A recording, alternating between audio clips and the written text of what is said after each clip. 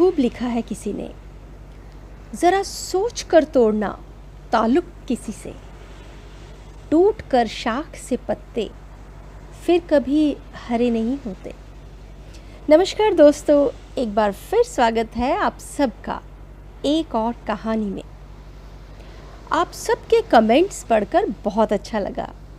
मेरा हौसला बढ़ाने के लिए आप सबका बहुत बहुत शुक्रिया। चलिए चलें अपने सफ़र पर। बस नंबर 9। मिसेस मिश्रा स्मार्टफोन को खूब इंजॉय कर रही थी। रितिका के साथ चैटिंग और वीडियो कॉल्स, अपनी मेरठ वाली पड़ोसन सहेलियों के साथ बातें और गुड मॉर्निंग मैसेजेस। अगला महीना भी बीतने को था। एफबी पर अपनी कॉलेज फ्रेंड्स को ढूंढने की बहुत कोशिश की, पर कोई भी नहीं मिल पाई।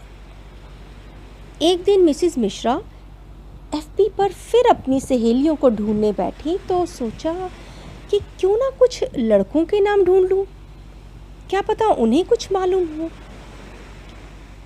बहुत सोचा तो एक नाम याद आया, संजय शर्मा। संजय शर्मा सर्च किया तो कम से कम 50 संजय शर्मा सामने आ गए। फिर अपने कॉलेज का नाम ढूंढते ढूंढते एक संजय मिल गया, जो मिसेस मिश्रा को लग रहा था कि उनका कॉलेज मेट हो सकता है। बहुत सोचा और फिर मिनी के स्कूल से आने से पहले फ्रेंड रिक्वेस्ट भेज दी। शाम को सैर के समय मिसेस मिश्रा मिस्टर विजय के इंतज़ार में थी। काफ़ी दिनों से मिस्टर विजय भी नज़र नहीं आ रहे थे। मिसेस मिश्रा चाहती थी कि कोई तो पुरानी सहेली मिले, शायद मिस्टर विजय किसी से मिले हों। मिनी, कुछ दिनों से विजय नज़र नहीं आया ना? मिसेस मिश्रा ग्राउंड में नज़रें घुमाती हुई बोली। शायद कहीं गए होंगे या कहीं बीमार ना हो, मिनी ने बड़ी लापरवाही से अपने मोबाइल पर आंखें जमाए हुए जवाब दिया। वो दोनों सैर करके घर आ गए, मगर मिसेस मिश्रा के दिमाग में विजय ही घूमता रहा उस दिन। मिसेस मिश्रा ने कई बार सोचा मिनी से बोले कि विजय को मिलकर आते हैं, मगर बोल ना पाई। क्या सोचेगी मिनी? कॉलेज के एक क्लासमेट से मिलना चाहती हूँ मैं।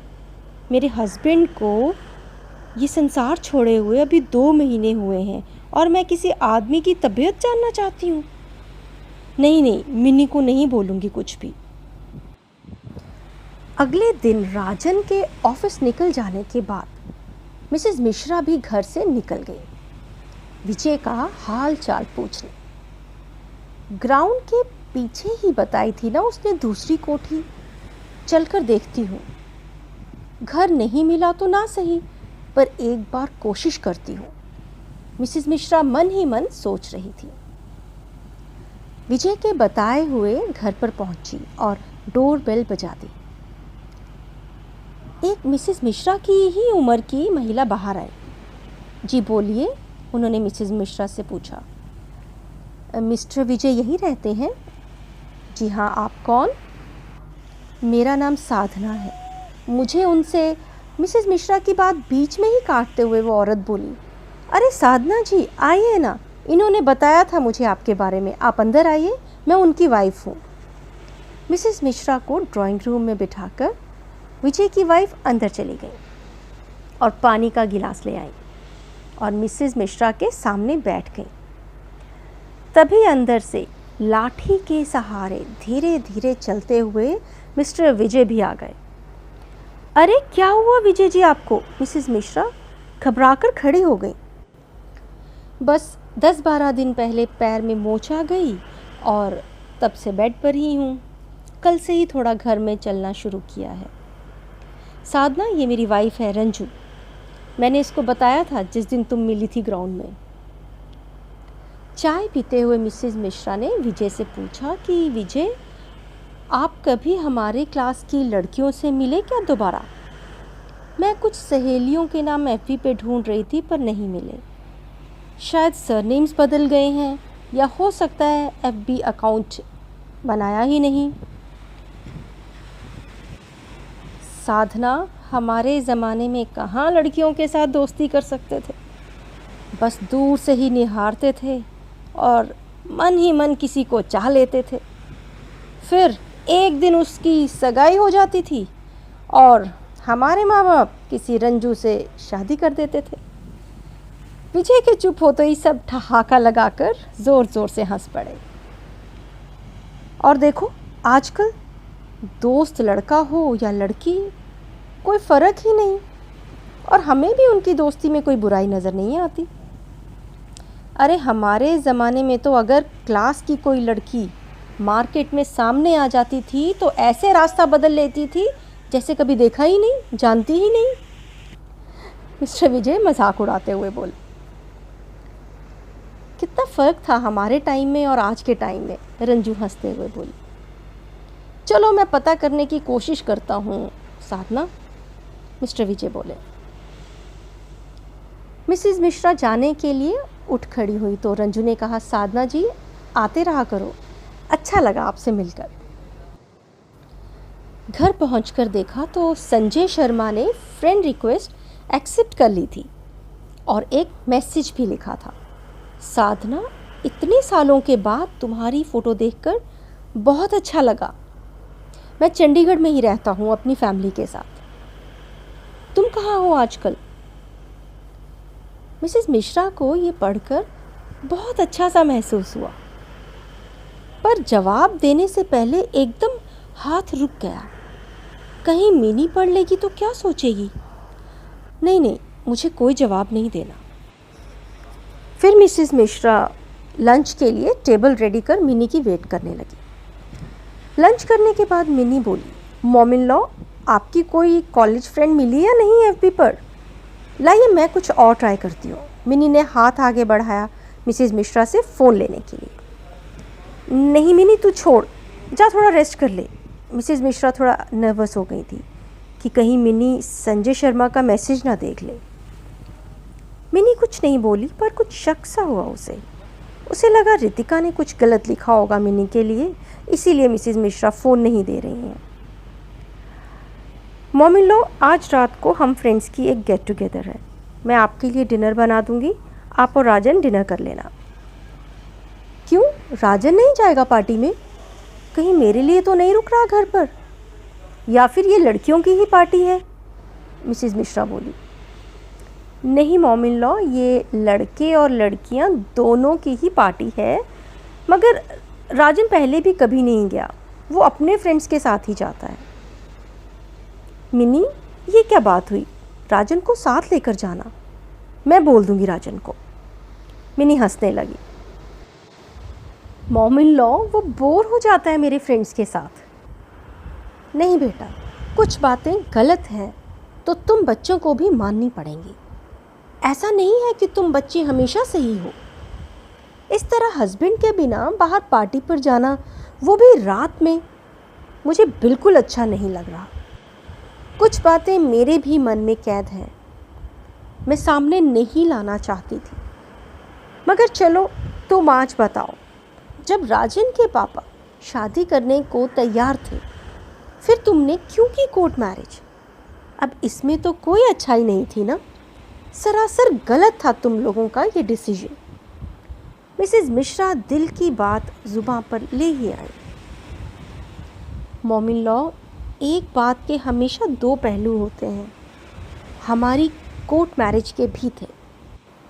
क्या आपको याद है रोके के समय जब राजन के ताई जी इस बात से नाराज़ हो गए थे कि लड़की वालों ने चाची को 1100 रुपये दिए तो ताई जी को 1100 ज़्यादा क्यों नहीं दिए?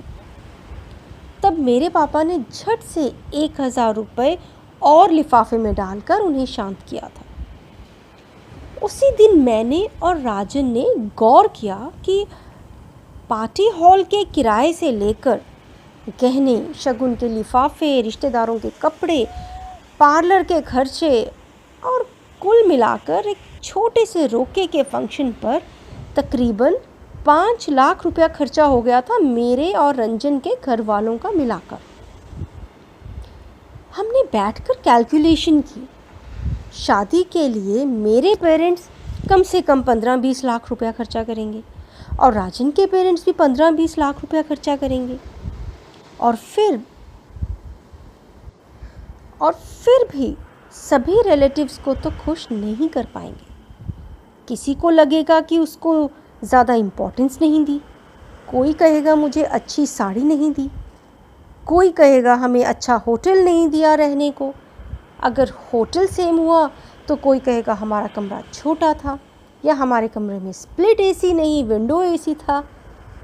कुछ भी, बहुत से बहाने हो सकते हैं। शायद ही कोई होगा जो कहेगा अच्छा इंतज़ाम किया मिनी के मम्मी पापा ने या मिस्टर एंड मिसेस मिश्रा ने। अच्छा मॉम इन लॉ, आप याद करके बताइए, पिछले साल में किसकी शादी का खाना बेस्ट था? मिसेस मिश्रा एकटक मिनी को देखे जा रही थी। बताइए ना याद करके, मिनी हंसती हुई बोली। मुझे याद नहीं, मिसेस मिश्रा ने 2 मिनट सोच कर कहा। अच्छा, ठाकुर आंटी के बेटे की शादी तो सितंबर में ही हुई थी ना? याद कीजिए क्या क्या था स्नैक्स में? मिनी चुटकी बजाते हुए पूछने लगी। मिनी क्या मजाक है, कहाँ याद रहता है ये सब? मिसेस मिश्रा बोली। वही तो मॉम इन लॉ, किसे याद रहता है कि शादी में क्या खाया और कितनी अच्छी या बुरी शादी थी? इतनी मेहनत से कमाई हुई सारी उम्र की कमाई बस एक दिखावे के लिए उड़ा देना कहाँ की समझदारी है मॉम इन लॉ? मैंने और राजन ने सोचा कि अगर हम यही पैसा शादी में ना खर्च कर अपना एक छोटा सा घर ही ले लेंगे तो इससे अच्छा क्या हो सकता है? 20 लाख मेरे पापा से और 10 से 20 जितने भी राजन के पापा देंगे उनसे, और लेंगे हम अपना एक छोटा सा घर। वरना हमें 15-20 हज़ार रुपया किराया देना पड़ेगा और हर समय की चिक चिक अलग। मिसेस मिश्रा के मुंह से एकदम निकल गया, पर राजन के पापा ने तो दिए नहीं, फिर कैसे लिया घर? मिनी ने मिसेस मिश्रा के हाथ पर अपना हाथ रखा और बोली, वो इम्पॉर्टेंट नहीं है। मालूम है क्या इम्पॉर्टेंट है? जब राजन के पापा का एक्सीडेंट हुआ और वो हॉस्पिटल में एडमिट थे तो उनके पास अपने इलाज के लिए अपने पैसे थे। मिसेस मिश्रा के पास एक बार फिर मिनी की बातों का कोई जवाब नहीं था, बस एक टक मिनी को निहार रही थी और आंखों के सामने फिर से हॉस्पिटल और मिस्टर मिश्रा का किस्सा घूम रहा था। दोस्तों, आपको क्या लगता है, मिनी सही कह रही है या फिर समाज में रहने के लिए सामाजिक रीति रिवाज भी ज़रूरी हैं? अपने व्यूज़ ज़रूर शेयर कीजिएगा यूट्यूब चैनल के कमेंट सेक्शन में। मुझे इंतज़ार रहेगा आपके कमेंट्स का। नमस्कार। किसी ने खूब कहा है, हम रस्म नहीं जो एक बार हो, हम रिवाज हैं, बस चलते रहेंगे।